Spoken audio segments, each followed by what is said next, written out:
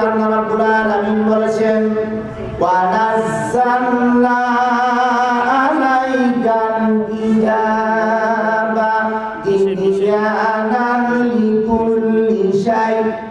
লিকুল্লি শাইইন ওয়া হুদান ওয়া রাহমাতান ওয়া বুশরা লিল মুসলিমিন।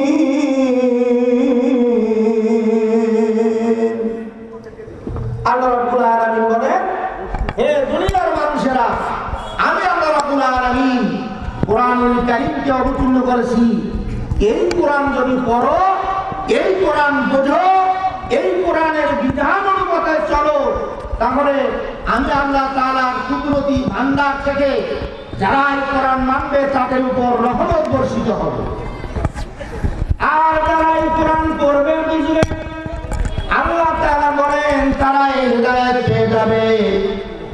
আর যারা কোরআন পড়বে বুঝবে, ছেলে মেয়েদেরকে নাতি নাতনিদেরকে কোরআনের শিক্ষায় শিক্ষিত করবে, আল্লাহ রাব্বুল আলামিন তাদেরকে এমন একটা ব্যবস্থা করে দেবেন, তাদের পরিবারের মধ্যে, তাদের সমাজের মধ্যে রহমত বর্ষিত হবে। মারামারি থাকবে না, কাটাকাটি থাকবে না, পরিবারের মধ্যে শান্তি থাকবে, সমাজের মধ্যে শান্তি থাকবে। জোরে বলুন সুবহানাল্লাহ। আর যারা এই কোরআনকে মানবে, কোরআনকে মানার কারণে যারা মুমিন হবে, মুসলমান হবে, তাদের জন্য আল্লাহ পাক রহমত বর্ষণ করবেন। আল্লাহ রাব্বুল আলামিন বলেন, ফামান তাবিয়া হুদায়া ফালা খাউফুন আলাইহিম ওয়ালা হুম ইয়াহজানুন। আল্লাহ রাব্বুল আলামিন বলেন, যারা কোরআনকে মানবে তাদের জন্য দুনিয়ায় কোনো ভয় নাই, আখিরাতে কোনো চিন্তা নাই। জোরে জোরে বলুন সুবহানাল্লাহ। মুসলিম আমি, সংগ্রামী আমি, চিরনবী, আল্লাহ ছাড়া কাউরে মানি না, নারায়ে তাকবীর। কোন একদিন এদেশের আকাশে কালিমার পতাকা উড়বে, সেদিন সবাই খোদার বিধান পেয়ে দুঃখ বেদনা ভুলবে। মারহাবা।